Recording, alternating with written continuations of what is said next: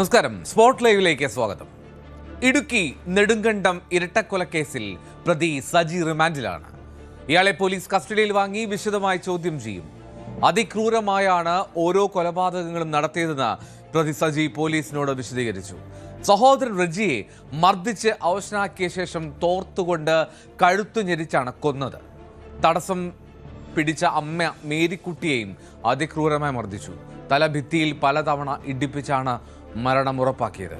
പിടിയിലായ ശേഷവും യാതൊരു കൂസലുമില്ലാതെയാണ് പ്രതി സജി പോലീസിനോട് കാര്യങ്ങൾ വിശദീകരിച്ചത്. 2018 ഇയാളുടെ പിതാവ് മാത്യുവിനെ കാണാതായ കേസും പോലീസ് അന്വേഷിക്കുന്നുണ്ട്. പ്രിൻസ് ജെയിംസ് കൂടുതൽ വിവരങ്ങൾ നൽകും. ഇരട്ടക്കൊലക്കേസ് നെടുങ്കണ്ടത്തെ ആകെ വിറപ്പിച്ച സാഹചര്യമാണ്. വലിയ ബന്ധമൊന്നും നാട്ടുകാരുമായിട്ട് ഇല്ല ഇയാൾക്ക്, പ്രതിക്ക്. പക്ഷേ എങ്കിൽ പോലും ആ നാട്ടിൽ നടന്ന ഒരു സംഭവത്തിൻ്റെ ഒരു ഭീകരത അത് ഇപ്പോഴും ആ നാട്ടുകാർക്ക് ഉൾക്കൊള്ളാൻ കഴിയാത്ത സാഹചര്യമാണ്. ഇന്നലെ ആ ഏലക്കാടുകൾക്കപ്പുറമുള്ള മലനിരകളിൽ ഒളിച്ചിരുന്നു. ഏറ്റവും ഒടുവിൽ അയാൾ തന്നെ സ്വയം കടയിലേക്ക് ഇറങ്ങി വന്നു. അവിടെ വെച്ച് എല്ലാം മതിയായി എന്നുള്ള മട്ടിൽ സംസാരിച്ച് നാട്ടുകാരോട് പറഞ്ഞ് അവിടെ കീഴടങ്ങുന്ന സാഹചര്യമൊക്കെ ഉണ്ടായി. പ്രിൻസേ, ഈ കൊലപാതകത്തിൻ്റെ ക്രൂരത ഓരോന്നായി പുറത്തേക്ക് വരികയാണ്. എങ്ങനെയാണ് പോലീസ് നൽകുന്ന വിവരങ്ങൾ? പൂർണ്ണമായിട്ട് എന്നാണ് ഈ കൊലപാതകം നടന്നത് എന്നുള്ളതിൽ ഒരു വ്യക്തത പ്രതി നൽകിയിട്ടുണ്ടോ? പ്രിൻസ്, ഇപ്പോൾ നെടുങ്കണ്ടം ഇരട്ട കൊലപാതക കേസിലെ പ്രതിയെ നെടുങ്കണ്ടം കോടതി റിമാൻഡ് ചെയ്തിരിക്കുകയാണ്. പ്രതിയെ പീരുമേട് സബ് ജയിലിലേക്ക് മാറ്റി 14 ദിവസത്തിന് ശേഷം റിമാൻഡ് കാലാവധി കഴിയുന്നതോടനുബന്ധിച്ച് വീണ്ടും പോലീസ് കസ്റ്റഡിയിലെടുത്ത് തുടർ അന്വേഷണത്തിലേക്കുള്ളതാണ് നീങ്ങുന്നത്.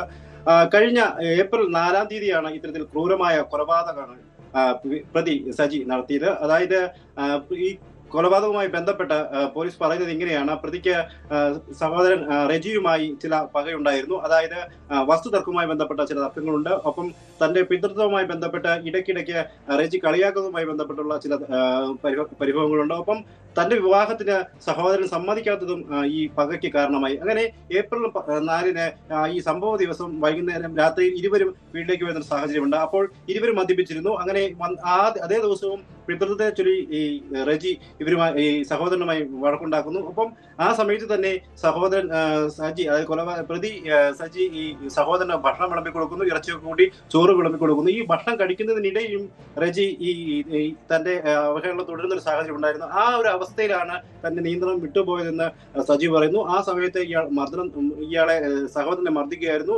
മർദ്ദിച്ച അവസ്ഥനായി ഇയാൾ കസേരയിലിരുന്നു. ആ സമയത്ത് കയ്യിലുണ്ടായിരുന്ന തോർത്ത് ഉപയോഗിച്ച് കഴുത്തിൽ കുരുക്കുകയായിരുന്നു. അപ്പോൾ ആ സമയത്ത് വീണ്ടും അവശനായി ഇയാൾ നിലത്തേക്ക് വീഴുന്ന സാഹചര്യമുണ്ടായി. ഇതിന് ശേഷം നിലത്തേക്ക് വീണപ്പോൾ തന്നെ ഈ ഇടിച്ചും മുഖത്തൊക്കെ ചവിട്ടിയുമൊക്കെയാണ് ഈ കൊലപാതകം ഇയാൾ നടത്തിയത്. ഈ സമയത്ത് അമ്മ മേരിക്കുട്ടി ഈ തടസ്സം പിടിക്കുവാനായി എത്തി. അമ്മയെയും ഇയാൾ മർദ്ദിച്ചു, മൂക്കിനൊക്കെ മർദ്ദിച്ചു. അതിനുശേഷം ഭിത്തിയിലേക്ക് വലിച്ചെറിഞ്ഞു. അങ്ങനെയാണ് ഇരു കൊലപാതകങ്ങളും പ്രതി നിർവഹിച്ചത്. ഈ കൊലപാതകങ്ങൾ നടത്തിയ ശേഷം അതിക്രൂരമായി ഈ കൊലപാതകങ്ങൾ മർദ്ദിച്ച് ഇരുവരെയും കൊലപ്പെടുത്തിയ ശേഷം പ്രതി ഇരുവരുടെ മൃതദേഹങ്ങൾ വീട്ടിൽ തന്നെ ഇട്ട ഒരു സാഹചര്യമാണ് ഉണ്ടായിരുന്നത്. വീട്ടിൽ തന്നെ കട്ടിലടിയിലേക്ക് മാറ്റിയിട്ടു. അതിനുശേഷം അയാൾ ആ വീട്ടിൽ തന്നെ കിടന്നുറങ്ങി. ഒപ്പം വീട്ടിലുണ്ടായിരുന്ന അത് കാർഷിക ആവശ്യങ്ങൾക്കായി ഉപയോഗിക്കുന്ന ഗ്രീൻ നെറ്റ് ഉപയോഗിച്ച് 2 ദിവസത്തോളം ഈ മൃതദേഹങ്ങൾ മറച്ചിട്ടു, അല്ലെങ്കിൽ അതിൽ പൊതിഞ്ഞു വെച്ചുന്ന ഒരു സാഹചര്യമാണ് ഉണ്ടായിരുന്നത്. പിന്നീടാണ് പ്രതി വീണ്ടും സമീപത്ത് കുഴിയെടുത്ത് ഇരുവരെയും മറവ് ചെയ്തത്. ഈ സംഭവം നടന്ന ശേഷം പ്രതി സാധാരണഗതിയിൽ തന്നെ വീണ്ടും തുടരുന്ന ഒരു സാഹചര്യമാണ് ഉണ്ടായിരുന്നത്. അതായത് ഇരുവരെയും ക്രൂരമായി കൊലപ്പെടുത്തിയ ശേഷം വീടിന് സമീപം കുഴിയെടുത്ത് മറവ് ചെയ്തതിനു ശേഷവും ഇയാൾ ഈ വീട്ടിൽ തന്നെ തുടർന്നു. ഭക്ഷണം പാചകം ചെയ്യുന്നു, ഇറച്ചിയൊക്കെ വാങ്ങിക്കൊണ്ട് വരുന്നു, ഭക്ഷണം വീട്ടിൽ തന്നെ വെച്ച് പാചകം ചെയ്യുന്നു. സാധാരണയായി ഇയാൾ പോകാറുള്ള സ്ഥലങ്ങളിലൊക്കെ പോകുന്നു, ജോലിക്ക് പോകുന്നു, കാർഷിക ജോലിക്കൊക്കെ പോകാറുള്ള ആളാണ്. അങ്ങനെയുള്ള ജോലിക്ക് പോകുന്നു, മദ്യപിക്കുന്നതിനായി പോകുന്നു. അങ്ങനെ പതിവായി ഇയാൾ ചെയ്യുന്ന എന്തൊക്കെയാണോ അതെല്ലാം ചെയ്യുന്ന ഒരു രീതിയായിരുന്നു ഉണ്ടായിരുന്നത്. ഇപ്പം ഇടയ്ക്കിടയ്ക്ക് ചില നാട്ടുകാരൊക്കെ ഇയാളോട് സഹോദരൻ റെജി എവിടെയെന്നൊക്കെ ചോദിക്കുന്നുണ്ട്. അപ്പോൾ പതിവായി ഇയാൾ റെജി ജോലിക്ക് പോകുന്നുണ്ട്, അത് വൈകുന്നേരം രാത്രിയിൽ മദ്യപിച്ചാണ് വരുന്നതെന്നൊക്കെയാണ് ഇയാൾ നാട്ടുകാരോട് തന്നോട് ചോദിച്ചവരോടൊക്കെ പറഞ്ഞത്. എന്നാൽ സഹോദരൻ റെജി പതിവായി ഇയാൾ ജോലി ചെയ്യുന്ന നെടുങ്കണ്ടത്തെ ഒരു സ്ഥാപനത്തിലെത്താതിരിക്കും. അപ്പം ഈ സമീപ പ്രദേശങ്ങളിലൊക്കെ കാർഷിക ജോലിക്കൊക്കെ സഹായിയായി പോകുന്ന ആളാണ്. അവിടെയും ഒക്കെ എത്താതിരിക്കുന്നതോടെ നാട്ടുകാർക്ക് വലിയ സംശയം ഉണ്ടാകുകയും ചെറിയ തോതിലുള്ള അന്വേഷണമൊക്കെ ആരംഭിക്കുകയും ചെയ്തു. അങ്ങനെയാണ് ഈ നാട്ടുകാർ ഇവരുടെ സഹോദരിയായ സിനിയെ വിവരം അറിയിക്കുന്നത്. അങ്ങനെ സിനി നെടുങ്കണ്ടം പോലീസിൽ പരാതിപ്പെടുകയായിരുന്നു. അങ്ങനെ നെടുങ്കണ്ടം പോലീസ് കഴിഞ്ഞ ഞായറാഴ്ചയാണ് ഇവരുടെ വീട്ടിലേക്ക് അന്വേഷിക്കാൻ എത്തുന്നത്. ആ ഒരു സാഹചര്യത്തിലാണ് സജി ഇവിടെ നിന്ന് ഒളിവിലേക്ക് പോകുന്നത്. അതായത് തന്നിലേക്ക് അന്വേഷണം എത്തുന്നു എന്നൊരു സാഹചര്യം, റെജിയുടെ തിരോധനവുമായി ബന്ധപ്പെട്ട് നാട്ടുകാരൊക്കെ അന്വേഷിക്കുന്നു. പോലീസ് തന്റെ വീട്ടിലേക്ക് എത്തുന്ന ഒരു സാഹചര്യം എത്തിയപ്പോൾ മാത്രമാണ് ഈ സജി വീട്ടിൽ നിന്ന് ഇറങ്ങിപ്പോകുന്ന സാഹചര്യം ഉണ്ടായിരുന്നത്. പോലീസ് കൃത്യമായി വീട്ടിലേക്ക് വന്ന ഒരു സാഹചര്യത്തിലാണ് ഇയാൾ വീട്ടിൽ നിന്ന് ഇറങ്ങിപ്പോകുന്നത്. പിന്നീട് ഇന്നലെ കഴിഞ്ഞ ദിവസം പോലീസ് ഇവിടെ പരിശോധന നടത്തുകയും രണ്ടുപേരുടെ മൃതദേഹങ്ങൾ ഇവിടുന്ന് വീണ്ടെടുക്കുകയും ചെയ്യുന്ന ഒരു സാഹചര്യം ഉണ്ടായിരുന്നു. പിന്നീട് നാട്ടുകാരുടെ സഹായത്തോടെയാണ് ഈ മേഖലകളിലൊക്കെ, ഈ കാർഷിക മേഖലയാണ് ആ പ്രദേശങ്ങളിലൊക്കെ ശക്തമായ ഒരു തെരച്ചിൽ നടത്തുകയും പ്രതിയെ കഴിഞ്ഞ ദിവസം ഈ തെരച്ചിൽ നടക്കുന്നതിനിടെ പ്രതി സമീപത്തെ ഒരു വ്യാപാര സ്ഥാപനത്തിലെത്തി കീഴടങ്ങുകയാണെന്ന് അറിയിക്കുമായിരുന്നു. എന്തായാലും കഴിഞ്ഞ ദിവസം തന്നെ പ്രതിയെ ഈ സംഭവ സ്ഥലത്ത് വീട്ടിലെത്തിച്ച് തെളിവെടുപ്പൊക്കെ നടത്തിയിട്ടുണ്ട്. റെജിയുടെ കഴുത്തിൽ കുലുക്കാൻ ഉപയോഗിച്ച കയറ്, ഒപ്പം ബീ നെറ്റ്, അതോടൊപ്പം കുഴിയെടുക്കാൻ ഉപയോഗിച്ച തൂമ്പയും ഒക്കെ കണ്ടെടുത്തിട്ടുണ്ട്. എന്തായാലും അതിക്രൂരമായാണ് അമ്മയെയും സഹോദരനെയും സജി കൊലപ്പെടുത്തിയത്. കാലങ്ങളായി ഇയാൾക്ക് പകയുണ്ടായിരുന്നു, വസ്തുതർക്കുമായി ബന്ധപ്പെട്ട പകയുണ്ട്, ഒപ്പം തന്നെ സ്ഥിരമായി അവഹേളിക്കുന്നതിനുള്ള പകയുണ്ട്. അങ്ങനെ കാലങ്ങളായി ഉണ്ടായിരുന്ന പക ഒരു ദിവസം കൊലപാതകത്തിലേക്ക് കലാശിക്കുകയായിരുന്നു. ആ കൃത്യം നിർവഹിച്ച ശേഷവും കൃത്യമായി അയാൾ വീട്ടിൽ തുടരുന്ന ഒരു സാഹചര്യം. ഈ ആദ്യത്തെ ദിവസം കൊലപാതകം നടത്തിയ ശേഷം വീട് രക്തമൊക്കെ കഴുകിക്കളഞ്ഞു. അങ്ങനെ കഴുകിക്കളയുകയും മൃതദേഹം കട്ടിലടിയിലേക്ക് മാറ്റുകയും അതിനുശേഷം തന്നെ ആ വീട്ടിൽ തന്നെ കിടന്നുറങ്ങുകയും ചെയ്യുന്ന ഒരു സാഹചര്യമൊക്കെയാണ് ഉണ്ടായിരുന്നത്. എന്തായാലും പ്രതിനെ ഇപ്പോൾ കഴിഞ്ഞ ദിവസം നെടുങ്കണ്ടം വീട്ടിലെത്തിച്ച് തെളിവെടുപ്പൊക്കെ നടത്തി. ഇന്ന് നിലവിൽ നെടുങ്കണ്ടം കോടതിയിൽ ഹാജരാക്കിയ പ്രതിയെ റിമാൻഡ് ചെയ്തിരിക്കുകയാണ്. ഇതിനുശേഷം അടുത്ത കസ്റ്റഡി അപേക്ഷ പോലീസ് സമർപ്പിക്കും.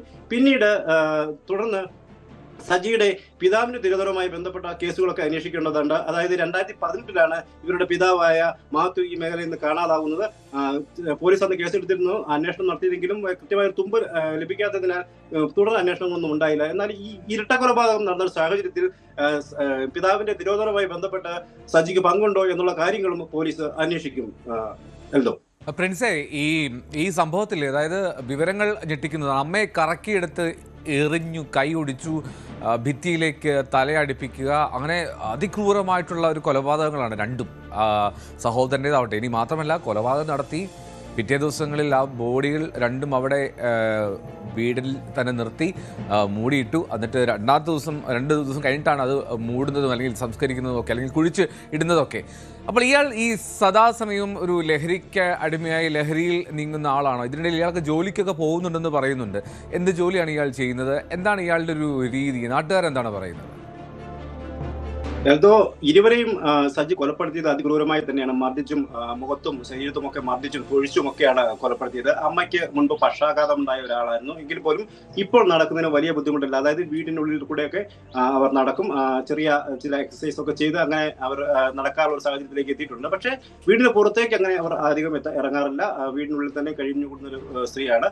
ഈ സംഭവം നടക്കുമ്പോഴേക്കും അമ്മ എത്തുകയും ഇവരെ തടസ്സം പിടിക്കാൻ ശ്രമിക്കുകയും ചെയ്യുന്നു. ആ സമയത്ത് അമ്മയെ മർദ്ദിക്കുക, നമ്മുടെ മുഖത്തിടിച്ചു, ഒപ്പം കൈ ഓടിച്ചു, ഒപ്പം ഭിത്തിയിലേക്ക് അവരെ വലിച്ചെറിഞ്ഞു എന്നൊക്കെയാണ് പോലീസിനോട് പ്രതി പറഞ്ഞിരിക്കുന്നത്. അതിക്രൂരമായി തന്നെയാണ് അമ്മയും മർദ്ദിച്ച് കൊലപ്പെടുത്തിയത്.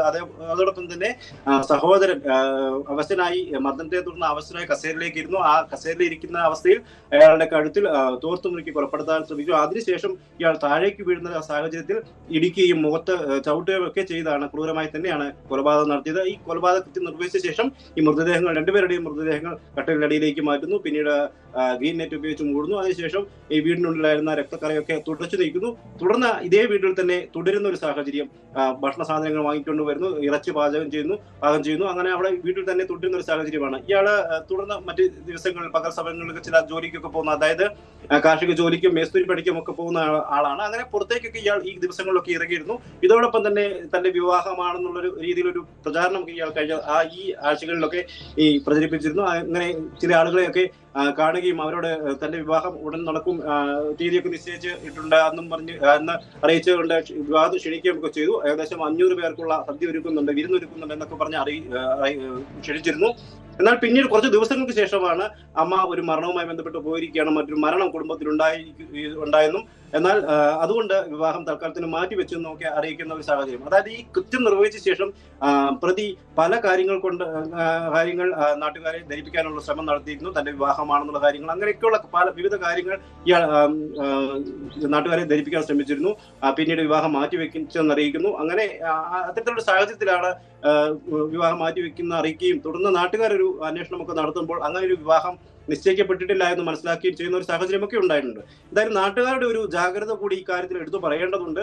കാരണം റെജി സാധാരണഗതിയിൽ നെടുങ്കണ്ടത്തെ ഒരു സൗണ്ട് ഓപ്പറേറ്റിംഗ് സ്ഥാപനത്തിൽ മൈക്ക് സെറ്റുകളൊക്കെ വാടകയ്ക്ക് കൊടുക്കുന്ന സ്ഥാപനത്തിൽ ജോലി ചെയ്യുന്ന ഒരാളാണ്. ഒപ്പം സമീപത്തെ ഒരു കൃഷി ജോലികൾക്കായി പോകുന്ന ഒരു വ്യക്തി കൂടിയാണ്.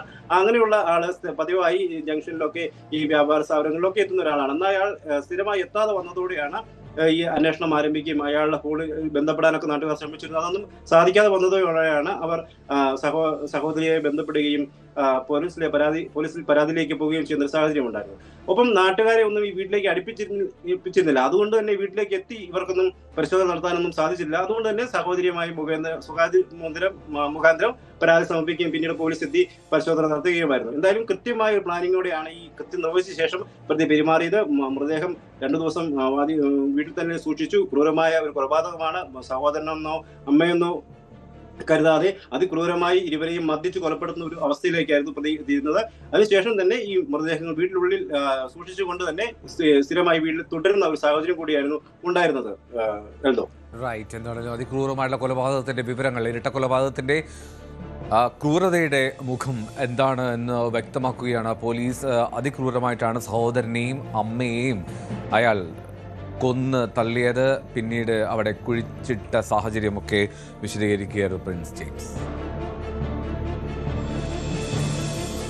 കാസർഗോഡ് സീതാങ്കോളി കൊലപാതകത്തിൽ പ്രതി അറസ്റ്റിലായി. നായിക്കാപ്പ് സ്വദേശി ശ്രീനിവാസയാണ് പിടിയിലായത്. മദ്യലഹരിയിലുള്ള തർക്കമാണ് കൊലപാതകത്തിൽ കലാശിച്ചതെന്ന് പോലീസ് പറയുന്നു. പാടലടുക്കം സ്വദേശി ഷഫായത്തിനെ തലക്കടിച്ചാണ് ഇയാൾ കൊലപ്പെടുത്തിയത്. KV ബൈജു വിവരങ്ങൾ നൽകും. ബൈജുലേക്ക് എത്താം. എന്താണെങ്കിലും സീതാങ്കുള്ളി കൊലപാതകത്തിൽ പ്രതി അറസ്റ്റിലായി. നായിക്കാപ്പ് സ്വദേശി ശ്രീനിവാസാണ് പിടിയിലായത്. മദ്യലഹരിയിലുള്ള തർക്കമാണ് ഇത്തരത്തിലൊരു കൊലപാതകത്തിലേക്ക് എത്തിച്ചത് എന്നാണ് പോലീസ് നൽകുന്ന വിവരം. ഷഫായത്ത് എന്നാണ് മരിച്ച ആളുടെ പേര്. പാലടുക്കം സ്വദേശിയാണ്. ഷഫായത്തിനെ തലക്കടിച്ചാണ് ഇയാൾ കൊലപ്പെടുത്തിയത് എന്നുള്ളതാണ് വിവരങ്ങൾ ലഭിക്കുന്നത്. നാടിനെ നടുക്കിയ കൊലപാതകമാണ്. ആ കൊലപാതകത്തിൻ്റെ കൂടുതൽ വിവരങ്ങളാണ് ഇപ്പോൾ പുറത്തു വരുന്നത്. പ്രതി അറസ്റ്റിലായിട്ടുണ്ട്. അതിൻ്റെ വിവരങ്ങൾ ചോദിച്ചറിയുകയാണ് KV ബൈജു വിവരങ്ങൾ നൽകും. ബൈജു, എന്താണ് പോലീസ് പറയുന്നത്? ഇങ്ങനെ ഒരു മദ്യപാനത്തിനിടെയുണ്ടായ തർക്കം മാത്രമാണോ? അതിനല്ലാതെ മറ്റൊരു വൈരാഗ്യമോ എന്തെങ്കിലും ഉണ്ടായിരുന്നോ ഇരുവരും തമ്മിൽ?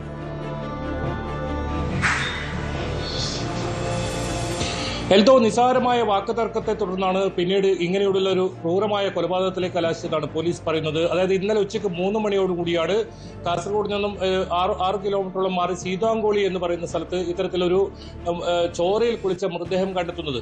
പിന്നീട് പോലീസ് നടത്തിയ അന്വേഷണത്തിലാണ് ഇതിന് തൊട്ട് മുമ്പത്തെ ദിവസം ഈ ശ്രീനിവാസ എന്ന് പറയുന്ന കുമ്പള നായിക്കാപ്പ് സ്വദേശിയായ ശ്രീനിവാസിയും അതുപോലെ തന്നെ ഷഫാത്തും തമ്മിൽ വാക്കുതർക്കമുണ്ടായി.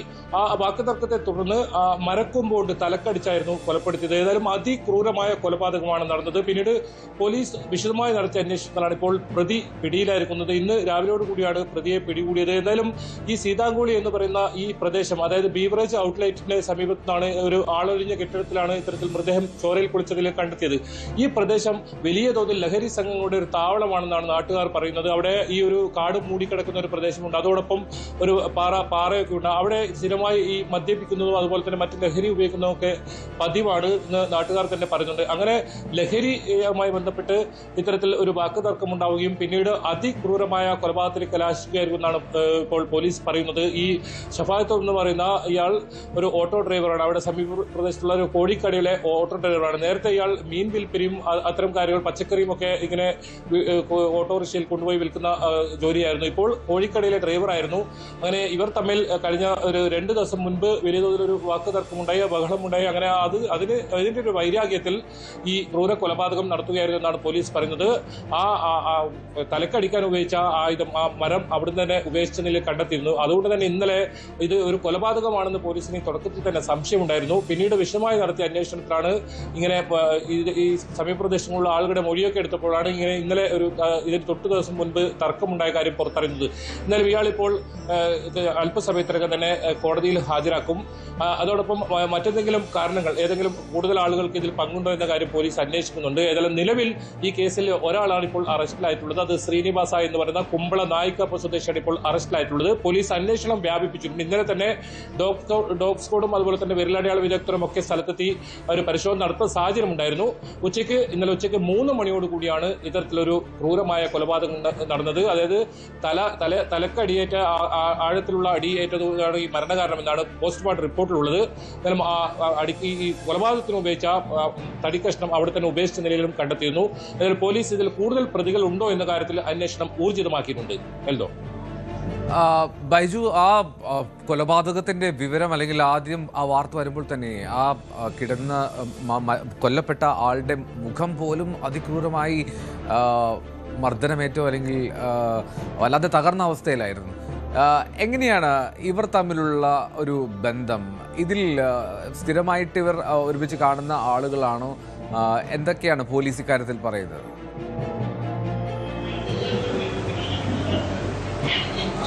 അതെല്ലോ, ഇവര് ഈ ഒരു സ്ഥലത്ത് പതിവായി ഇങ്ങനെ മദ്യപിക്കാറുണ്ടെന്നാണ് പറയുന്നത്. മാത്രമല്ല, നേരത്തെ സൂചിപ്പിച്ചതുപോലെ തന്നെ ഈ സീതാങ്കോളി ബീവറേജ് ഔട്ട്ലെറ്റിന്റെ തൊട്ട് സമീപത്ത് വലിയ തോതിലുള്ള കാട് മൂടി കിടക്കുന്ന പ്രദേശമാണ്. ഈ മദ്യപാന്മാരുടെ ഒരു സ്ഥാപനം തന്നെയാണ് ഇവിടെ. വലിയ ബുദ്ധിമുട്ടാണ് നാട്ടുകാർക്കൊക്കെ എന്നാണ് പറയുന്നത്. അങ്ങനെ ഇവിടെ ഒരുപക്ഷെ ഇങ്ങനെ മദ്യം കഴിക്കുന്നതിനിടയിലോ മറ്റോ എന്തെങ്കിലും വാക്കുതർക്കം ഉണ്ടായെന്നാണ് സംശയിക്കുന്നത്. എന്തായാലും പോലീസ് ഇത് സംബന്ധിച്ച് വിശദമായ അന്വേഷിക്കുന്നുണ്ട്. നിലവിൽ പോലീസ് പറയുന്നത് ഈ കൊലപാതകം നടക്കുന്നതിന് തൊട്ട് മുൻപുള്ള ദിവസം ഇവർ തമ്മിൽ വാക്കുതർക്കമുണ്ടായി. ആ വാക്കുതർക്കം വലിയ ബഹളമൊക്കെയായി ആളുകളൊക്കെ കൂടുന്ന സാഹചര്യം ഉണ്ടായിരുന്നു. അതിനുശേഷമാണ് ഈ ശ്രീനിവാസ ഇത്തരത്തിൽ ഇയാളെ കൊലപ്പെടുത്തുന്നത്. ഇന്നലെ ഇത് എൽത്തോ സൂചിപ്പിച്ചതുപോലെ തന്നെ ചോരയിൽ കുളിച്ച നിലയിലായിരുന്നു ഈ മൃതദേഹം ഉണ്ടായത്. ദുരൂഹ സാഹചര്യത്തിൽ ഇങ്ങനെ കണ്ടെത്തി. പക്ഷെ പിന്നീട് അത് കൊലപാതകമാണെന്ന് പെട്ടെന്ന് തന്നെ സ്ഥിരീകരിച്ചു. കാരണം ആ തലക്കടിച്ച ആ മരത്തടി അത് അവിടെ തന്നെ ഉപേക്ഷിച്ച നിലയിലായിരുന്നു. ഒരുപക്ഷെ ഈ കൊലപാതകം നടത്തുമ്പോഴും മദ്യലഹരിയിലായിരിക്കുമോ എന്ന ഒരു സംശയം പോലീസ് പ്രകടിപ്പിക്കുന്നുണ്ട്.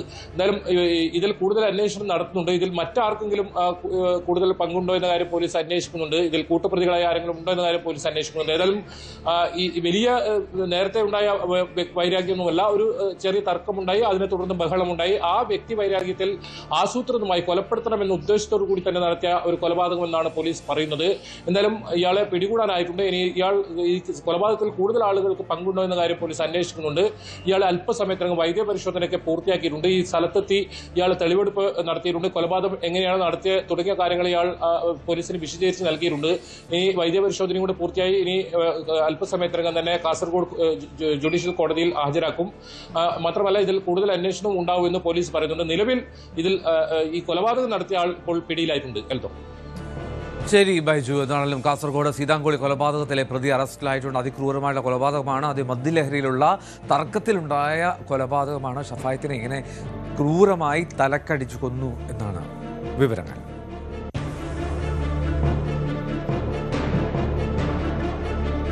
പശ്ചിമേഷ്യയിൽ ഇറാൻ ഒറ്റപ്പെടുകയാണ്. ഹോർമുസ് കടലിടുക്കിൽ നിന്ന് ഇറാൻ പണം ഈടാക്കുന്നതിനെതിരെ GCC രാജ്യങ്ങളുടെ കൂട്ടായ്മ രംഗത്തെത്തിയിരിക്കുന്നു. ഹോർമുസ് അടച്ചതിനെ അപലപിച്ച കൂട്ടായ്മ യുദ്ധത്തിന് മുൻപുണ്ടായിരുന്ന സ്ഥിതി പുനഃസ്ഥാപിക്കണമെന്ന് ആവശ്യപ്പെട്ടു. ഇതിനിടെ ഇറാന് സാമ്പത്തിക സഹായം നൽകുന്ന 35 സ്ഥാപനങ്ങൾക്കും വ്യക്തികൾക്കും മേൽ US പുതിയ ഉപരോധം ഏർപ്പെടുത്തി. സമ്മർദ്ദം ശക്തമാക്കി ഇറാനെ ചർച്ചയ്ക്ക് പ്രേരിപ്പിക്കുകയാണ് ലക്ഷ്യം. അജയ് സുധാബിജു വിവരങ്ങൾ നൽകും. അജയ്, ആദ്യം ഈ ഹോർമുസിലെ സാഹചര്യം, ഈ GCC രാജ്യങ്ങൾ ഒന്നായി ഇറാനെതിരെ തിരിയുമ്പോൾ അവിടെ എത്രമാത്രം പിടിച്ചു നിൽക്കുക സാധ്യമാകും ഇറാന്?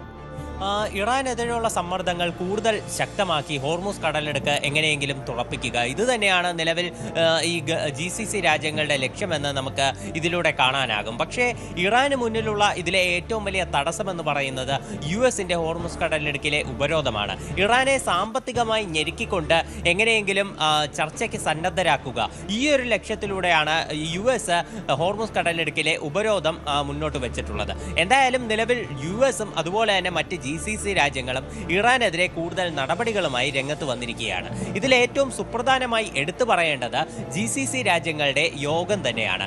ഈ യുദ്ധം, ഈ പശ്ചിമേഷ്യയിൽ സംഘർഷങ്ങൾ ആരംഭിച്ചതിന് ശേഷം ആദ്യമായിട്ടാണ് ഈ GCC രാജ്യങ്ങൾ നേരിട്ട് ചർച്ചകൾ നടത്തുന്നത്. ഇതിനു മുൻപേ ഓൺലൈനായിട്ട് ആയിരുന്നു പല ചർച്ചകളും നടന്നിരുന്നത്. ഇപ്പോൾ സൗദി അറേബ്യയിലെ ജിദ്ദയിൽ വെച്ച് വിവിധ രാഷ്ട്രങ്ങളുടെ തലവന്മാർ കൂടിക്കാഴ്ച നടത്തുകയായിരുന്നു.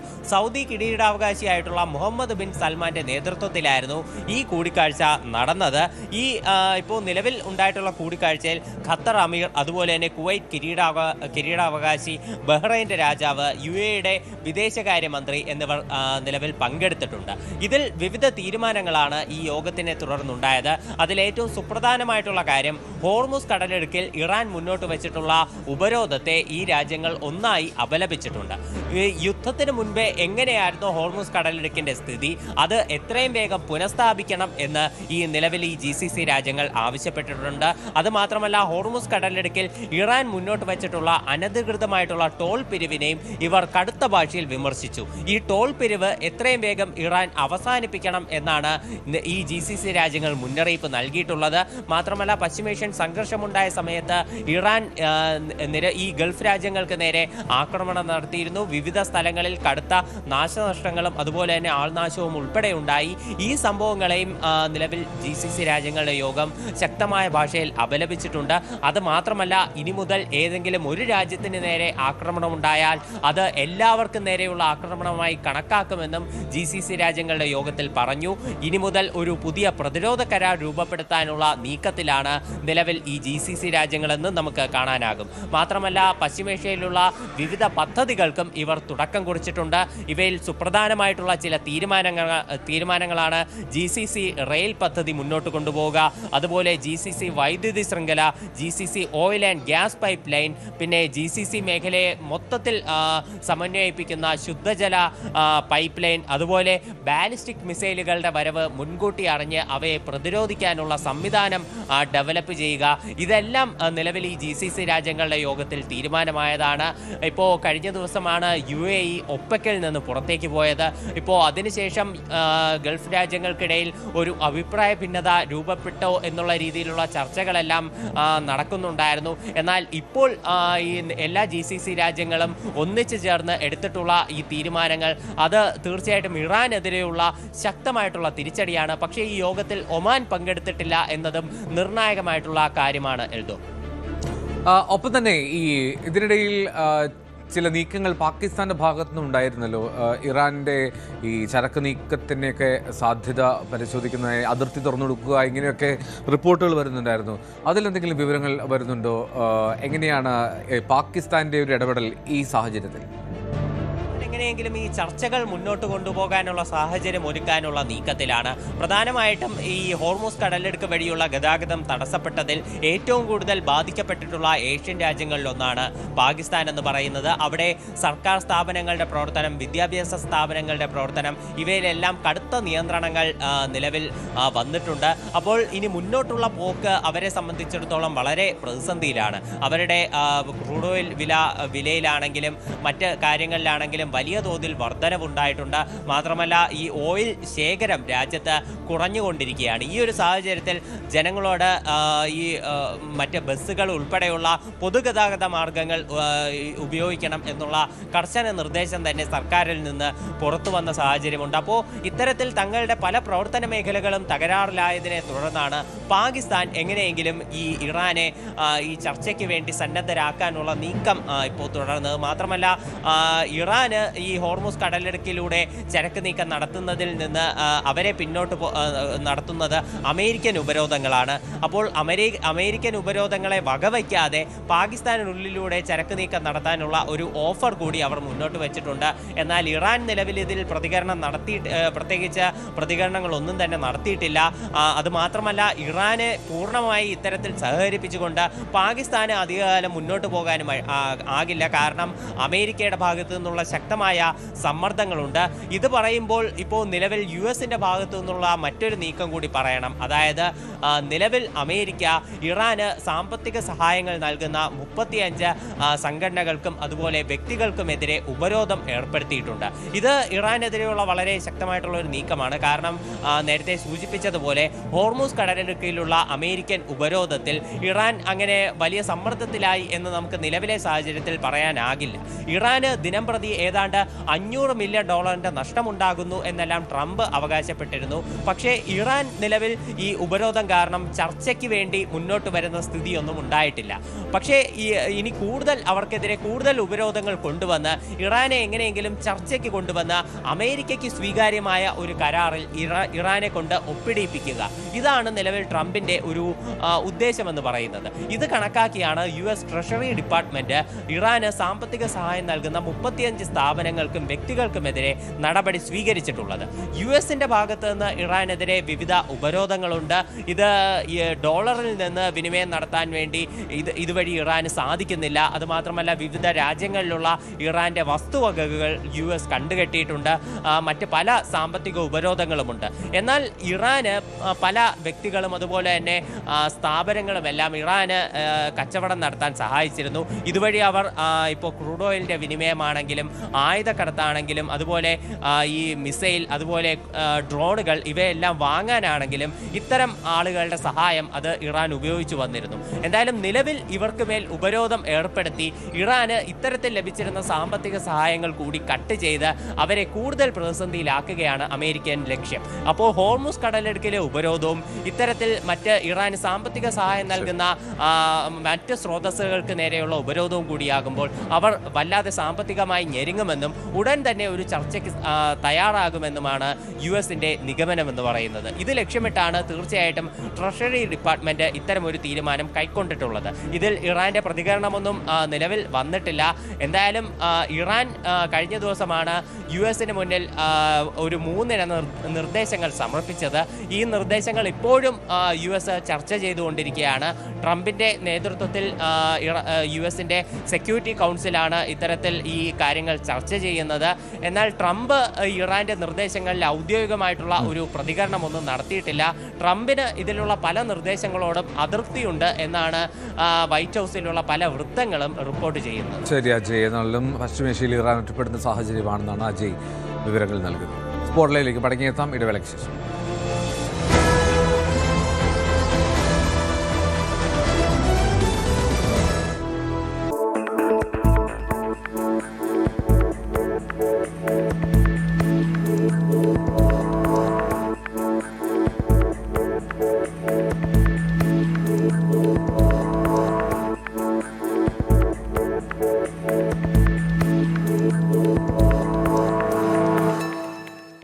Real time, on the go, India chooses Network 18.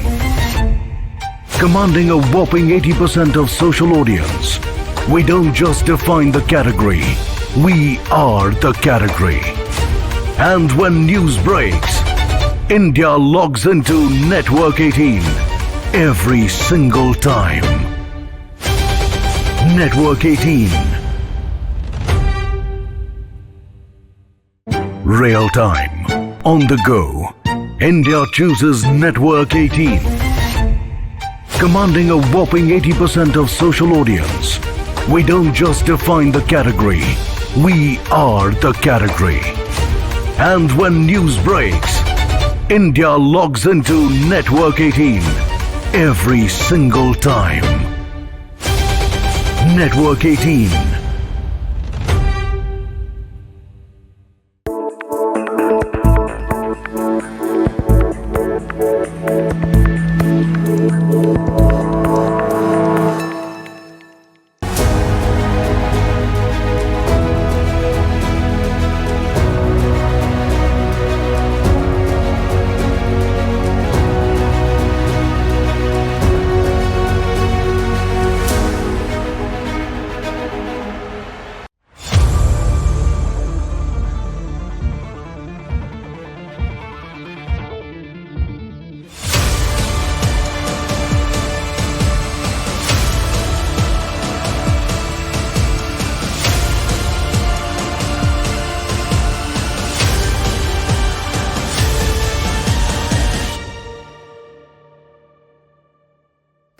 പ്രിയപ്പെട്ട നാട്ടുകാരെ, എന്നും കേട്ടുകൊണ്ടിരുന്നാൽ മാത്രം മതിയോ? നിങ്ങൾക്കും പറയണ്ടേ?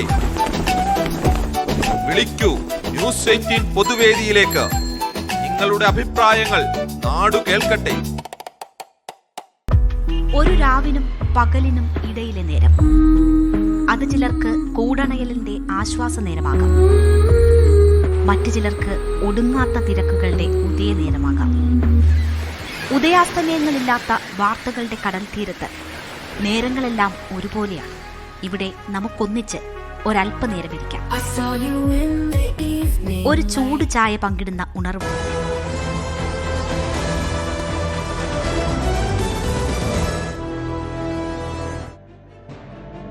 പ്രണയം നടിച്ച് സ്ത്രീയിൽ നിന്നും 49 ലക്ഷം രൂപ തട്ടിയെടുത്തു എന്ന പരാതിയിൽ ബിഗ് ബോസ് താരവും നടനുമായ ഷിയാസ് കരീമിനെതിരായിട്ടുള്ള കേസ് കോഴിക്കോട് ചേവായൂർ പോലീസിന് കൈമാറി.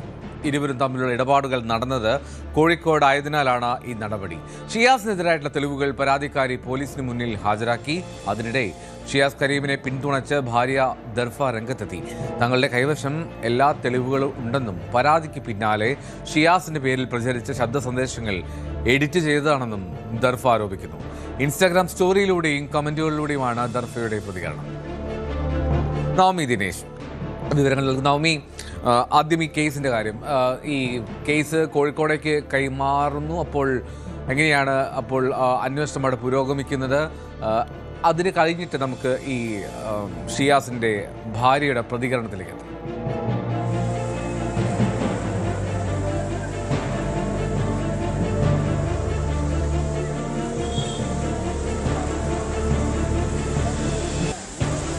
എൽദോ, ഇതിൽ ഏറ്റവും പ്രധാനപ്പെട്ട കാര്യം, പാലാരിവട്ടം പോലീസിനായിരുന്നു പരാതി കൈമാറിയിരുന്നത്. ആദ്യം പരാതി കൈമാറിയിരുന്നത് കാരണം പരാതിക്കാരി ഉള്ളത് കൊച്ചിയിലാണ്. പക്ഷേ ഈ സംഭവം നടന്നതെല്ലാം കോഴിക്കോടാണ്, ചേവായൂർ പരിധിയിലാണ്. അതുകൊണ്ടാണ് കേസും മറ്റു കാര്യങ്ങളും മറ്റ് തെളിവുകളെല്ലാം തന്നെ അങ്ങോട്ടേക്ക് കൈമാറാനായി തീരുമാനിച്ചിരിക്കുന്നത്. അങ്ങനെ ഇന്നലെയോടുകൂടി തന്നെ ചേവായൂർ പോലീസിന് കൈമാറി എന്നാണ് അറിയാൻ സാധിക്കുന്നത്. എന്തായാലും പോലീസ് ഇനി അടുത്ത തുടർ നടപടികൾ സ്വീകരിക്കുമെന്നാണ് നമുക്ക് അറിയാൻ സാധിക്കുന്നത്. ഇവിടെ പരാതി നൽകുന്ന സമയത്ത് തന്നെ ഈ ഓഡിയോ സന്ദേശം, അതോടൊപ്പം തന്നെ ഇവർ തമ്മിലുള്ള സാമ്പത്തിക ഇടപാട്, ഇതിന്റെ എല്ലാം വിശദമായിട്ടുള്ള വിവരങ്ങൾ ഈ സ്ത്രീ പോലീസിന് കൈമാറുന്ന സാഹചര്യമായിരുന്നു. അതിന്റെ ചില ഓഡിയോ ക്ലിപ്പുകളായിരുന്നു ഇന്നലെ പുറത്തു വന്നത്. ആ ക്ലിപ്പുകളിൽ നിന്ന് നമുക്ക് വ്യക്തമാകുന്നത്, അത് ഷിയാസിന്റേതെന്ന് പറയപ്പെടുന്ന ഒരു ഓഡിയോ ക്ലിപ്പാണ്. ആ ക്ലിപ്പിൽ പ്രധാനമായും പറയുന്നത് ഇവർ തമ്മിലുള്ള സാമ്പത്തിക ഇടപാടുകളാണ്. ഷിയാസിൽ നിന്നും ഒരുപാട് പൈസ ഷിയാസ് ഈ സ്ത്രീയിൽ നിന്നും പണം ആവശ്യപ്പെടുന്നതാണ്. 10 ലക്ഷം രൂപ, പിന്നീട് ജിമ്മ് നവീകരിക്കുന്നതിന് വേണ്ടിയിട്ടുള്ള തുക, അതോടൊപ്പം തന്നെ ഈ സ്ത്രീയുടെ സുഹൃത്തിൽ നിന്നും പണം ആവശ്യപ്പെടുന്നതുമൊക്കെ നമുക്ക് ആ ഓഡിയോ സന്ദേശത്തിൽ കേൾക്കാം. പരാതിയിലടക്കം സ്ത്രീ പറയുന്നത് തന്നെ വഞ്ചിച്ചു എന്നാണ്, സാമ്പത്തികമായി തന്നെ വലിയ രീതിയിൽ ചൂഷണം ചെയ്തു എന്നുള്ള കാര്യമാണ്. അതോടൊപ്പം തന്നെയാണ് ഈ പരാതിക്കാരി സൂചിപ്പിക്കുന്ന മറ്റൊരു കാര്യം, ഇവർ തമ്മിലുള്ള ഈ യുവതിയെ സംരക്ഷിക്കാമെന്ന ഉറപ്പ് ഷിയാസ് കരീം നൽകിയെന്നാണ്. ആ ഉറപ്പ് നൽകിയിട്ടും പിന്നീട് ഷിയാസ് വിവാഹം ചെയ്തു. അതോടൊപ്പം തന്നെ യുവതിയെ പിന്നീട് അവഗണിക്കുന്ന രീതിയിലേക്ക് പോയി. താൻ ആവശ്യപ്പെട്ട പണം ചോദിച്ചപ്പോൾ, അതായത് താൻ നൽകിയ പണമെല്ലാം തിരിച്ചു ചോദിച്ചപ്പോൾ ഷിയാസ് തന്നെ ഒഴിവാക്കുന്ന ഒരു രീതിയിലേക്ക് പോയി എന്നുകൂടി സ്ത്രീ പറയുന്നുണ്ട്. ഇതിനെ തുടർന്നാണ് പരാതി നൽകുവാനായി തയ്യാറായതും തുടർന്ന് പോലീസിനെ സമീപിച്ചതെന്നുമാണ് യുവതി ആവർത്തിച്ചു പറയുന്നത്. അതിൻ്റെതായിട്ടുള്ള തെളിവുകളാണ് ഇപ്പോൾ പുറത്തു വന്നിരിക്കുന്നത്. എന്തായാലും പോലീസ് അടുത്ത നടപടികളിലേക്ക് കടക്കുമെന്നാണ് നമുക്ക് അറിയാൻ സാധിക്കുന്നത്. ഇനി എന്തായാലും കോഴിക്കോട് പോലീസാണ് ഈ കേസുമായി ബന്ധപ്പെട്ട തുടർ നടപടികൾ സ്വീകരിക്കുക. ഈ അതിരൂക്ഷമായിട്ടുള്ള പരാമർശങ്ങളാണല്ലോ ഈ ഭാര്യ ദർഫ നടത്തുന്നത് ആ സ്ത്രീക്കെതിരെ. അതായത് പ്രായമേറിയ സ്ത്രീക്ക് നാണമുണ്ടോ ഉളുപ്പുണ്ടോ അത്തരത്തിലുള്ള ചോദ്യങ്ങൾ പോലും ഉന്നയിക്കുന്നു. എന്താണ് ഈ ഷിയാസിന്റെ ഭാര്യയായിട്ട് ദർഫ പ്രധാനമായും ഉന്നയിക്കുന്ന ആരോപണങ്ങൾ? ഭർത്താവിനെ ഏത് തരത്തിലാണ് അവർ സംരക്ഷിക്കാൻ ശ്രമിക്കുന്നത്?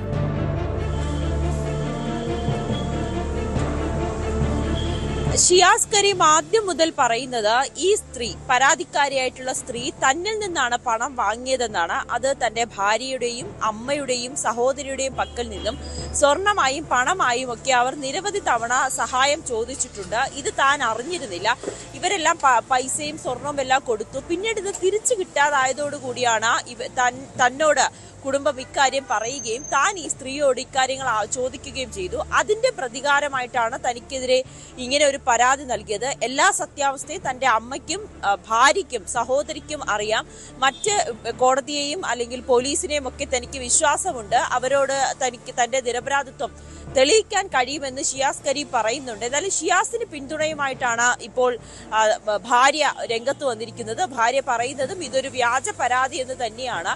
കൃത്യമായിട്ടുള്ള കൃത്യമായിട്ടുള്ള തെളിവുകളുണ്ട്. അതോടൊപ്പം തന്നെ ഈ എഡിറ്റ് ചെയ്ത ഇന്നലെ പുറത്തു വന്ന ഓഡിയോയിൽ പലതും എഡിറ്റ് ചെയ്ത് കയറ്റിയതാണെന്ന തരത്തിലുള്ള പരാമർശങ്ങളൊക്കെയാണ് ഭാര്യയുടെ ഭാഗത്തു നിന്നും വരുന്നത്. ഭാര്യയിൽ നിന്നുമൊക്കെ സ്വർണം ഈ സ്ത്രീ വാങ്ങിയെന്നാണ് ഷിയാസ് കരി പറയുന്നത്. എന്തായാലും പോലീസിന് മുന്നിൽ അത് തെളിയിക്കേണ്ട ഉത്തരവാദിത്വം ഷിയാസിന് തന്നെയാണ്. ഷിയാസ് പറയുന്നത് തന്റെ പക്കൽ എല്ലാത്തിനും കൃത്യമായിട്ടുള്ള തെളിവുകളുണ്ട് എന്നുകൂടിയാണ്. റൈറ്റ്. എന്താണെങ്കിലും വലിയ തരത്തിൽ ആ വിഷയം വീണ്ടും പർവ്വതീകരിക്കുന്നു. കൂടുതൽ സാഹചര്യത്തിലേക്ക് പോവുകയാണ്. ഇപ്പോൾ ഷിയാസിൻ്റെ ഭാര്യയാണ് ഇപ്പോൾ പ്രതികരണവുമായി എത്തിയത്. കമൻറ്റുകളിലൂടെയും സ്റ്റോറിയിലൂടെയും ഒക്കെയാണ് ആ പരാതിക്കാരിയായിട്ടുള്ള സ്ത്രീക്കെതിരെ വിമർശനം ഉന്നയിക്കുന്നത്. നവമി ദിനേശാണ് വിവരങ്ങളുമായി ചേർന്നത് കൊച്ചിയിൽ. ലൈംഗിക അതിക്രമ കേസിൽ സംവിധായകൻ രഞ്ജിത്തിനെതിരെ തെളിവുകൾ ഉണ്ടെന്ന് പ്രത്യേക അന്വേഷണ സംഘം കുറ്റപത്രം ഉടൻ സമർപ്പിക്കും. അതിജീവിതയെ രഞ്ജിത്ത് ഭീഷണിപ്പെടുത്തിയതായി വിവരമില്ല.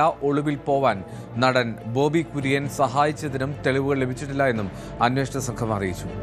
ഡാനി പോളാണ് ഇതിന് വിവരങ്ങൾ നൽകുക. കൊച്ചിയിൽ നിന്ന് തന്നെ ഡാനി, ഈ രഞ്ജിത്തിനെതിരായിട്ടുള്ള തെളിവുകൾ ഉണ്ട് എന്ന് അന്വേഷണ സംഘം പറയുന്നു.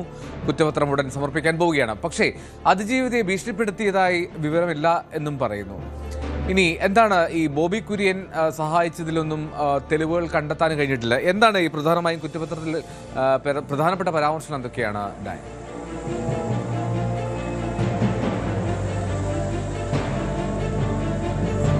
എൽദോ, കുറ്റപത്രം വൈകാതെ കോടതിയിൽ സമർപ്പിക്കുമെന്നുള്ളതാണ്. ഇതുമായി ബന്ധപ്പെട്ടുകൊണ്ടുള്ള മറ്റ് നടപടിക്രമങ്ങൾ, അതായത് മൊഴിയെടുപ്പ്, അന്വേഷണം തുടങ്ങിയ കാര്യങ്ങളെല്ലാം തന്നെ പ്രത്യേക അന്വേഷണ സംഘം പൂർത്തീകരിച്ചിരിക്കുന്നു. ഇതിൽ ഏറ്റവും പ്രധാനപ്പെട്ട ഒരു വസ്തുത എന്ന് പറയുന്നത് രഞ്ജിത്തിനെതിരെ നിലനിൽക്കുന്ന പ്രധാനപ്പെട്ട തെളിവുകളുണ്ട് എന്നത് തന്നെയാണ്.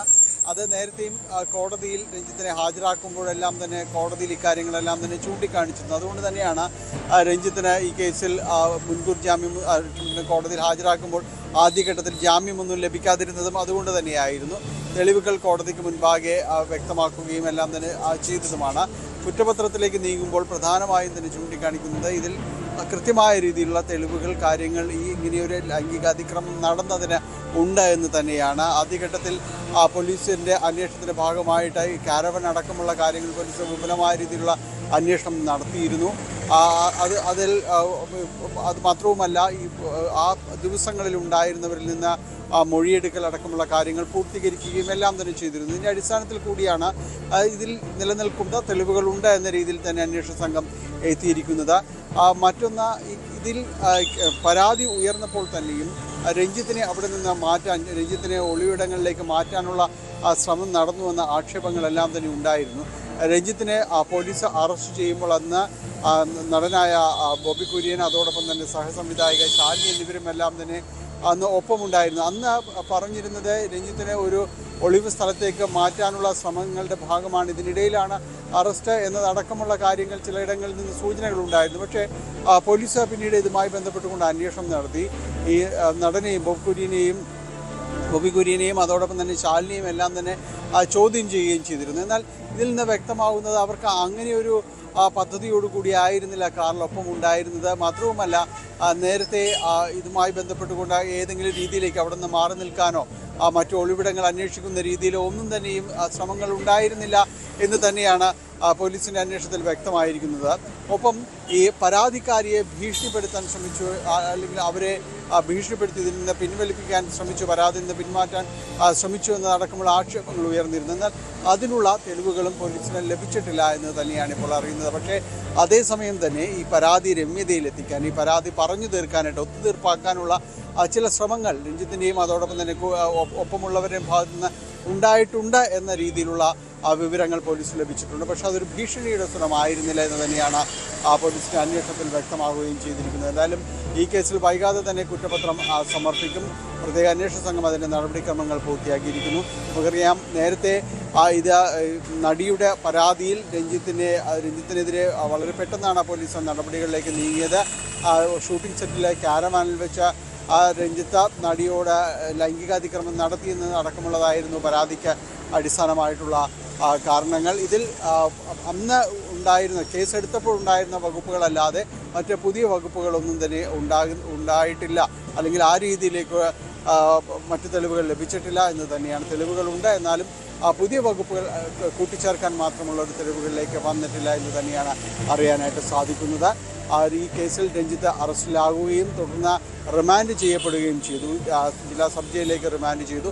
പിന്നീടാണ് കുറച്ച് ദിവസങ്ങൾക്ക് ശേഷമാണ് രഞ്ജിത്തിന് കോടതി കർശനമായ ഉപാധികളോടെ ഈ കേസിൽ ജാമ്യം അനുവദിക്കുകയും ചെയ്തത്. ഇപ്പോൾ എല്ലാ ആഴ്ചയിലും തന്നെ സ്റ്റേഷനിൽ ഹാജരായി ഒപ്പിടണമെന്നതടക്കമുള്ള കർശനമായ ജാമ്യ വ്യവസ്ഥകൾ നിലനിൽക്കുന്നുണ്ട്. ഏതായാലും നടപടിക്രമങ്ങൾ പൂർത്തിയാക്കി ഈ ഷൂട്ടിംഗ് സെറ്റിൽ വെച്ച്, അതായത് ഫോർട്ട് കൊച്ചിയിലെ ഷൂട്ടിംഗ് സെറ്റിൽ കാരവനിലേക്ക് വിളിച്ചു വരുത്തി ആ നടി കയറി പിടിച്ചു എന്നുള്ളതാണല്ലോ രഞ്ജിത്തിനെതിരെ ഉയർന്ന പരാതി. അപ്പോൾ എങ്ങനെയാണ് ഈ തെളിവുകളെന്ന് പറയുമ്പോൾ അത് സാക്ഷി മൊഴികളാണോ, ഏത് എങ്ങനെയാണ് തെളിവുകളെന്ന് അന്വേഷണ സംഘം പറയുന്ന രൂപം എന്താണെന്ന് നമുക്ക് അറിയാൻ കഴിയുന്നുണ്ട്?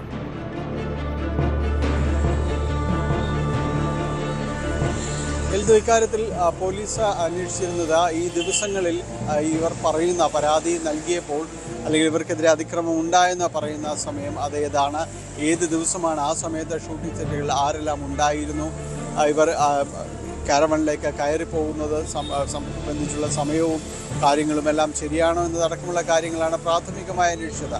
അപ്പോൾ അതുമായി ബന്ധപ്പെട്ടുകൊണ്ടുള്ള ഒരു അന്വേഷണം നടത്തുകയും ആ ഷൂട്ടിംഗ് സെറ്റുകളിൽ അന്ന് ഉണ്ടായിരുന്നവർ സംബന്ധിച്ച് അവരുടെ മൊഴികൾ വിശദമായിട്ട് തന്നെ രേഖപ്പെടുത്തുകയും എല്ലാം തന്നെ ചെയ്തിട്ടുണ്ട്. ഈ പറയുന്ന സമയത്ത് കാരവനിലേക്ക് വിളിച്ചു വരുത്തിയിരുന്നോ എന്നതടക്കമുള്ള കാര്യങ്ങളെല്ലാം തന്നെ പോലീസ് പരിശോധിച്ച് അതെല്ലാം തന്നെ നിലനിൽക്കുന്ന രീതിയിലേക്ക് തെളിവുകൾ കണ്ടെത്തിയിട്ടുണ്ട് എന്ന് തന്നെയാണ് മനസ്സിലാക്കാനായിട്ട് സാധിക്കുന്നത്. അതാണ് പോലീസ് ഈ പരാതിക്ക് അടിസ്ഥാനമായ രീതിയിലുള്ള അവിടേക്ക് വിളിച്ചു വരുത്തുന്നത് അടക്കമുള്ള കാര്യങ്ങൾ അതിനെ അടിസ്ഥാനപ്പെടുത്തിയുള്ള തെളിവുകൾ ലഭ്യമായിട്ടുണ്ട് എന്നത് പോലീസ് വ്യക്തമാക്കുകയും ചെയ്യുന്നത്. അതിനപ്പുറത്തേക്ക് കൂടുതൽ വകുപ്പുകൾ അതിൽ ഉപയോഗിക്കപ്പെടാൻ കഴിയാവുന്ന രീതിയിലേക്ക് മറ്റ് കാര്യങ്ങളിലേക്ക് കണ്ടെത്താനായിട്ട് പോലീസിന് കഴിഞ്ഞിട്ടില്ല. നിലനിൽക്കുന്ന പരാതി അല്ലെങ്കിൽ അവരുടെ ആക്ഷേപം നിലനിൽക്കുന്ന തരത്തിലുള്ള ആ തെളിവുകളിലേക്ക് എത്താനായിട്ട് പോലീസിന് കഴിഞ്ഞിട്ടുണ്ട് എന്നതാണ്. ഈ കേസിൽ നിന്ന് ഒളിവിൽ പോകാനോ അല്ലെങ്കിൽ പരാതിക്കാരിയെ ഭീഷണിപ്പെടുത്താനോ ശ്രമിച്ചതായ ആ തെളിവുകൾ കണ്ടെത്താനാണ് പോലീസിന് കഴിയാതിരുന്നിട്ടുള്ളത്. അല്ലെങ്കിൽ അത്തരമൊരു ആക്ഷേപത്തിന് പോലീസിന് വ്യക്തമായ രീതിയിൽ തെളിവുകൾ സമർപ്പിക്കാൻ കഴിഞ്ഞിട്ടില്ല എന്നതാണ്.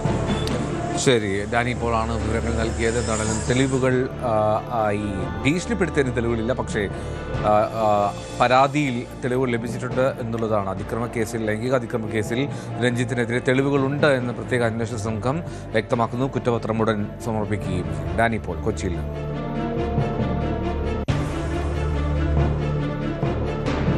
അച്ഛനെ കൊന്നയാളെ 17 വർഷത്തിന് ശേഷം മകൻ വെട്ടിക്കൊന്നു. തമിഴ്നാട് ചെങ്കോട്ട പുളിയറയ്ക്ക് സമീപം കാലടി ചുടലമാട സ്വാമി ക്ഷേത്രത്തിലെ ഉത്സവത്തോടനുബന്ധിച്ചാണ് ഈ സംഭവം നടന്നത്. തെക്കുമേട അങ്കൻകാലടി സ്വദേശി കാളിയാണ് കൊല്ലപ്പെട്ടത്. പ്രതിയായ സർക്കാർ സ്കൂൾ അധ്യാപകൻ അരുൺകുമാറിനായി പോലീസ് അന്വേഷണം ഊർജിതമാക്കിയിട്ടുണ്ട്. മനോജ് അപ്പുക്കുട്ടൻ ഇതിൻ്റെ കൂടുതൽ വിവരങ്ങൾ പങ്കുവയ്ക്കും. മനോജ്, ഈ 17 വർഷം അതിനുശേഷമാണ് മകൻ ഇങ്ങനെ അച്ഛനെ കൊന്നയാളെ വെട്ടിക്കൊല്ലുന്ന സാഹചര്യം. ഈ പക ഇങ്ങനെ കനലായി കരുതി വെച്ചിരിക്കുകയായിരുന്നു.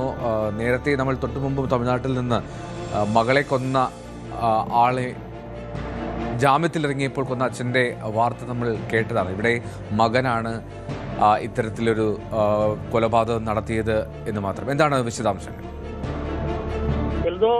സിനിമാ കഥയെ വെല്ലുന്ന നിലയിലുള്ള ഒരു സംഭവമാണ് നമ്മുടെ കേരളത്തോട് ചേർന്ന് കിടക്കുന്ന ചെങ്കോട്ടയ്ക്കടുത്ത് ചുടലമാട സ്വാമി ക്ഷേത്രത്തിന് സമീപം കഴിഞ്ഞ ദിവസം രാത്രിയിൽ നടന്നത്.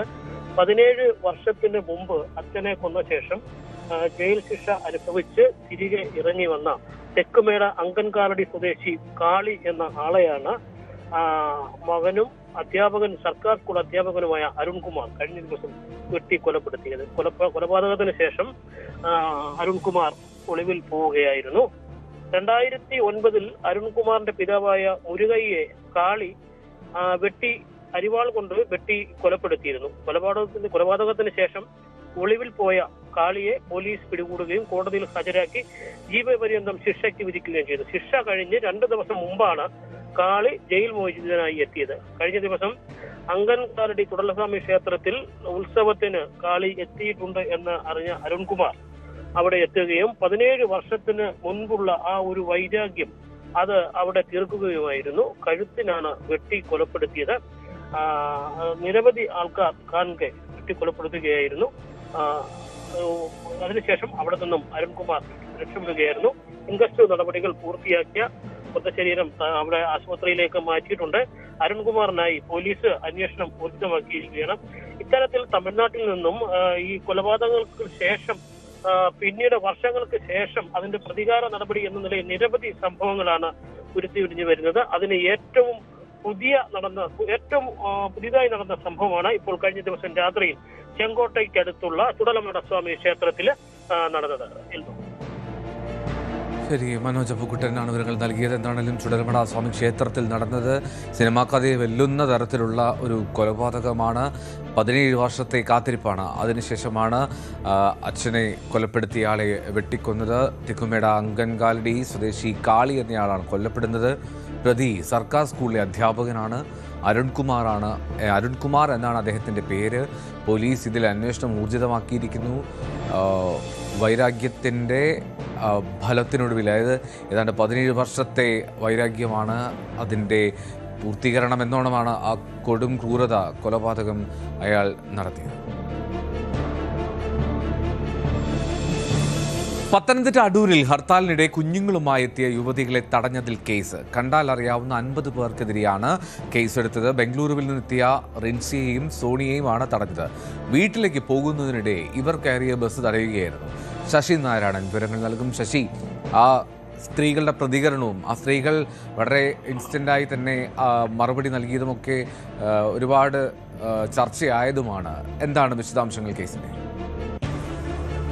ഇന്നലെ നടന്ന ഹർത്താലുമായി ബന്ധപ്പെട്ടാണ് ഇപ്പോൾ ഇത്തരത്തിൽ 50ഓളം പേരുടെ പേരിൽ കേസ് പോലീസ് എടുത്തിട്ടുള്ള. അടൂരിലാണ് ഈ 50ഓളം പ്രവർത്തകരുടെ പേരിൽ പോലീസ് കേസെടുത്തിട്ടുള്ളത്. പ്രധാനമായും പറയുന്നത് ഈ ബാംഗ്ലൂരിൽ നിന്നെത്തിയ യുവതി, അതായത് റിൻസി, സോണി എന്നിവരുടെ കുട്ടികളുമായി അവർ നാട്ടിലേക്ക് വരികയായിരുന്നു. അവിടെ വെച്ച് അടൂർ വെച്ചാണ് ബസ് KSRTC ബസ് തടഞ്ഞ ദിവസം ഇവരെ നിർബന്ധിച്ച് പുറത്തിറക്കുകയായിരുന്നു. അതുമായി ബന്ധപ്പെട്ടവർക്ക് പിന്നീട് പോകാൻ കഴിയാത്ത ഒരവസ്ഥയുണ്ടായിരുന്നു. അതിൽ കൃത്യമായ ആ സമയത്ത് തന്നെ അവർ പ്രതിഷേധം രേഖപ്പെടുത്തുകയും ചെയ്തു. ഇതെല്ലാം സമരക്കാർ പറയുന്നത് നേരത്തെ ഇതെല്ലാം മുൻകൂട്ടി അറിഞ്ഞിട്ടും മനഃപൂർവ്വം ഈ ഹർത്താൽ പൊളിക്കുന്നതിന് വേണ്ടി ഇറങ്ങി തിരിച്ച ആളുകളാണെന്നുള്ള രീതിയിലാണ് ആദ്യഘട്ടത്തിലൊക്കെ പ്രതികരണങ്ങൾ പുറത്തു വന്നത്. അതുകൊണ്ട് തന്നെ ആ സമയത്ത് തന്നെ ഈ യുവതികൾ അവിടെ തങ്ങളുടെ ആവശ്യം പറയുകയും അത് കൃത്യമായി മാധ്യമങ്ങളോട് സംസാരിക്കുകയും ചെയ്തു.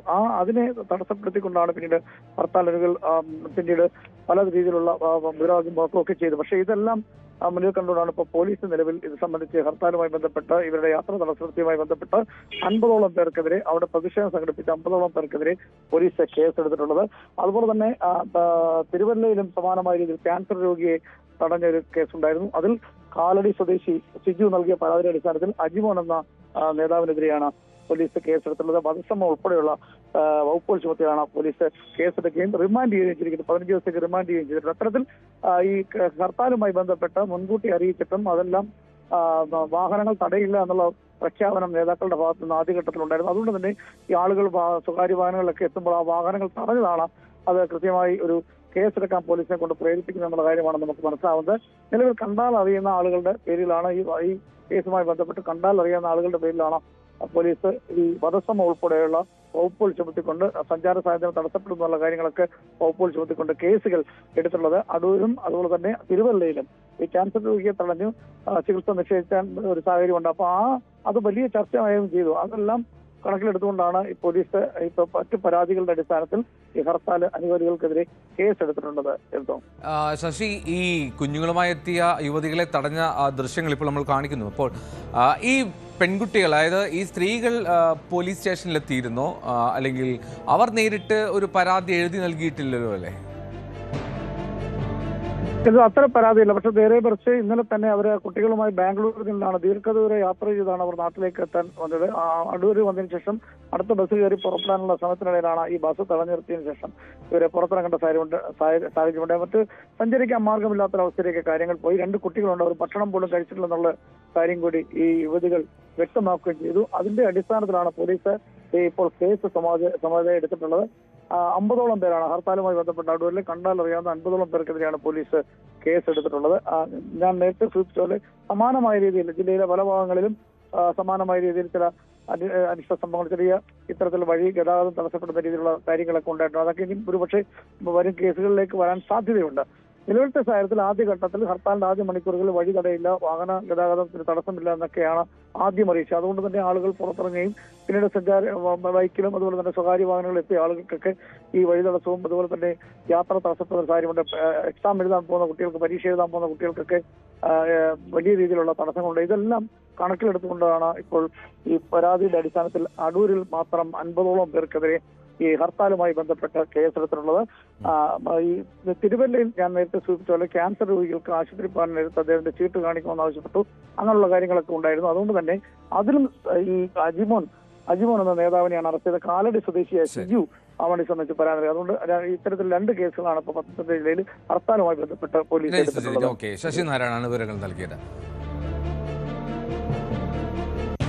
കൊച്ചിയിൽ പോലീസ് കസ്റ്റഡിയിൽ നിന്നും പ്രതികൾ ചാടിപ്പോയ സംഭവത്തിൽ പോലീസുകാർക്കെതിരെ നടപടി. കടവന്തറ പോലീസ് സ്റ്റേഷനിലെ 3 പോലീസുകാരെ എയർ ക്യാമ്പിലേക്ക് സ്ഥലം മാറ്റി. പോലീസുകാരുടെ ഭാഗത്ത് സുരക്ഷാ വീഴ്ചയുണ്ടായി എന്ന പ്രാഥമിക വിലയിരുത്തലിന്റെ അടിസ്ഥാനത്തിലാണ് നടപടി. ചാടിപ്പോയ പ്രതി പത്തനംതിട്ട സ്വദേശി റസലിനായി തെരച്ചിൽ ഊർജിതമായി തുടരുകയാണ്. മറ്റൊരു പ്രതിയായ ആലപ്പുഴ സ്വദേശി സൂരജിനെ സംഭവ ദിവസം തന്നെ പിടികൂടിയിരുന്നു. ആജ്ഞ രവീന്ദ്രൻ വിവരങ്ങൾ നൽകും. ആജ്ഞ, എന്താണ് സംഭവിച്ചത്? എങ്ങനെയാണ് പോലീസിന്റെ ഭാഗത്ത് ഏത് തരത്തിൽ വീഴ്ച സംഭവിച്ചു എന്നുള്ളതാണ് വിലയിരുത്തൽ?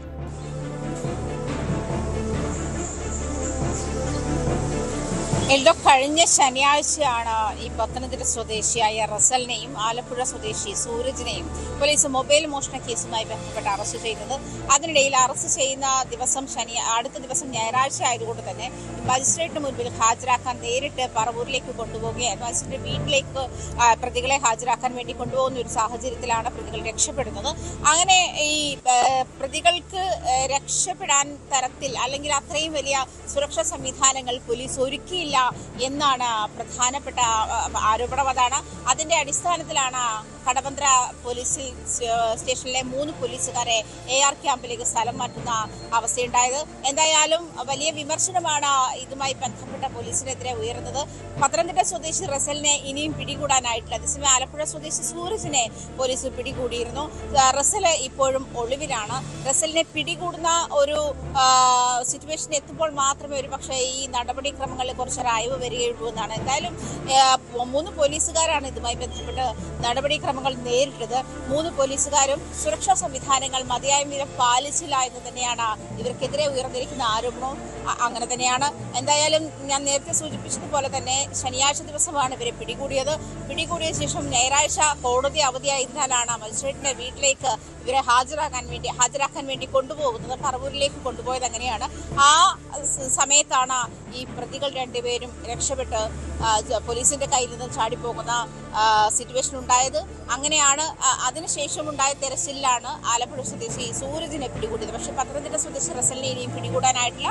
ഇതിന്റെ ഭാഗമായിട്ടുള്ള നടപടിക്രമങ്ങളുടെ ഭാഗമായാണ് പോലീസ് കടവന്തറ പോലീസ് സ്റ്റേഷനിലെ 3 പോലീസുകാരെ AR ക്യാമ്പിലേക്ക് സ്ഥലം മാറ്റിയിരിക്കുന്നത്. ശരി, ആജ്ഞ രവീന്ദ്രനാണ് വിവരങ്ങൾ നൽകിയത്. എന്നാണെങ്കിലും അവിടെ വീഴ്ച സംഭവിച്ചു എന്നുള്ളതാണ് വിലയിരുത്തൽ. പോലീസിന് അങ്ങനെ AR ക്യാമ്പിലേക്ക് ഉദ്യോഗസ്ഥർക്ക് സ്ഥലം മാറ്റും. സ്പോട്ട്ലൈറ്റ് പൂർണ്ണമാവുകയാണ്. വീണ്ടും നാളെ. നമസ്കാരം.